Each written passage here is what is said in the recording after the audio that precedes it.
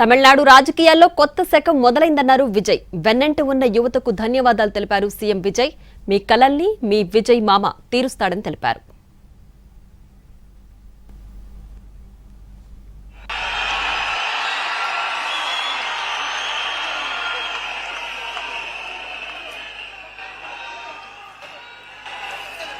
என்ன சொல்றது, எப்படி ஆரம்பிக்கிறதுன்னு தெரியல.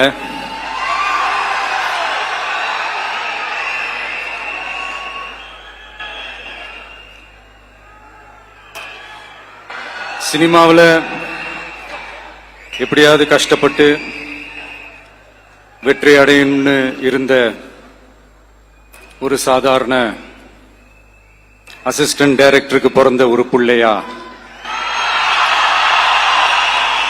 எனக்கும் வாழ்க்கையில வறுமைனா என்னன்னு எனக்கு நல்லாவே தெரியும், பசினா என்னன்னு எனக்கு நல்லாவே தெரியும். நான் ஒன்னும் பெரிய மன்னர் பரம்பரையிலிருந்தெல்லாம் வந்துடல. உங்களை மாதிரிதான், உங்கள ஒருத்த மாதிரிதான், உங்க குடும்பத்துல ஒருத்த மாதிரிதான், உங்க புள்ள மாதிரிதான், உங்க மகன் மாதிரிதான், உங்க அண்ணன் மாதிரிதான், உங்க தம்பி மாதிரிதான்.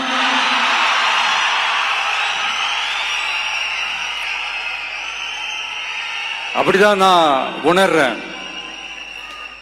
நீங்களும் என்ன அப்படி நினைச்சதுனாலதான் சினிமாவில் எனக்கு ஒரு மிகப்பெரிய ஒரு இடத்த ஒண்ணு கொடுத்தீங்க.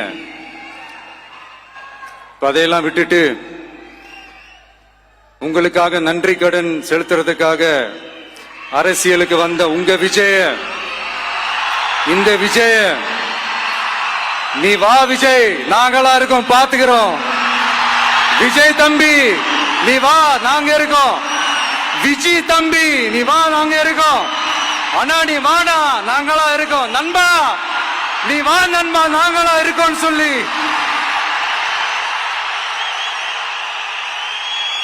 அவ்வளவு அன்பா, அவ்வளவு உறவா என்ன ஏத்துக்கிட்டீங்க.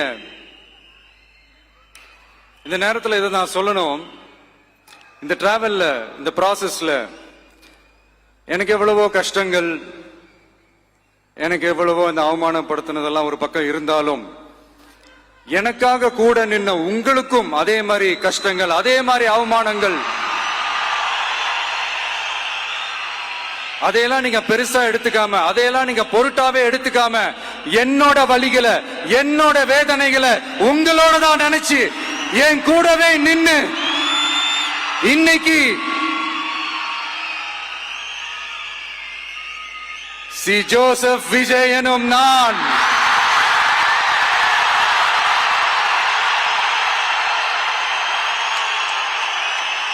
அத உண்மையாக்கி இருக்கிறீங்க.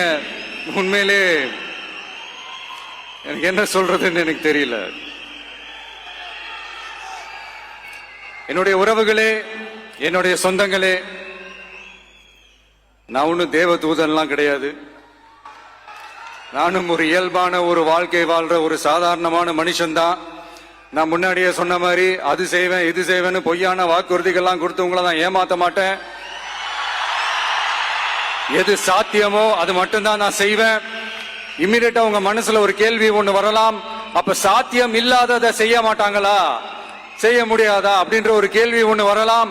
இத்தனை கோடி மக்கள் என் கூட இருக்கும் போது எது வந்தாலும் பாத்துக்கலாம், என்ன வந்தாலும் பாத்துக்கலாம் அப்படின்ற அந்த கான்பிடன்ஸ் என் மனசுல இருக்கு. இன்னொரு விஷயமும் நான் இங்க சொல்லணும். இன்னைக்கு நம்ம தமிழ்நாடு கவர்மெண்ட் இருக்கிற அந்த நிலைமையை பத்தி நான் உங்ககிட்ட நான் சொல்லணும். கிட்டத்தட்ட 10 லட்சம் கோடிக்கு மேல கடன் வாங்கி வச்சுட்டு போயிருக்கிற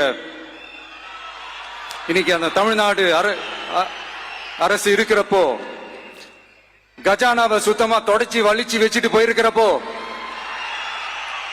தூக்க முடியாத சுமையை ஏத்தி வச்சுட்டு போயிருக்கிறப்போ,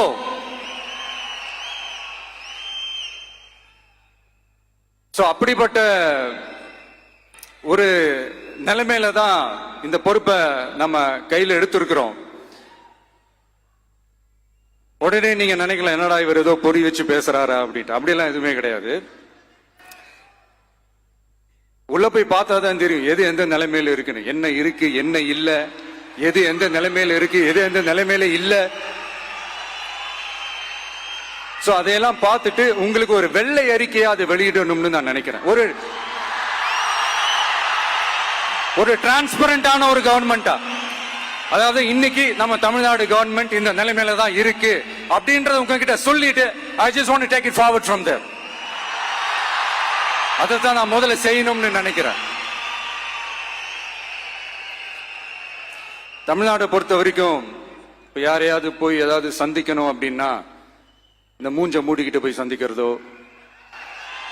என்ன இந்த மறைமுகமா உங்களுக்கு தெரியாம போய் சந்திக்கிறதோ அப்படியெல்லாம் நான் செய்ய மாட்டேன்.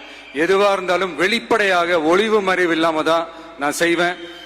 இவ்வளவு பெரிய ஒரு பொறுப்பை என் கையில கொடுத்திருக்கிறீங்க, அதே நேரத்தில் எனக்கு கொஞ்சம் அவகாசமும் நீங்க கொடுக்கணும்னு நான் ரிக்வெஸ்ட் பண்ணி கேட்டுக்கிறேன். நான் சொன்னதையெல்லாம் படிப்படியா நிறைவேற்ற நான் ட்ரை பண்ணுவேன், நிறைவேற்றுவேன்.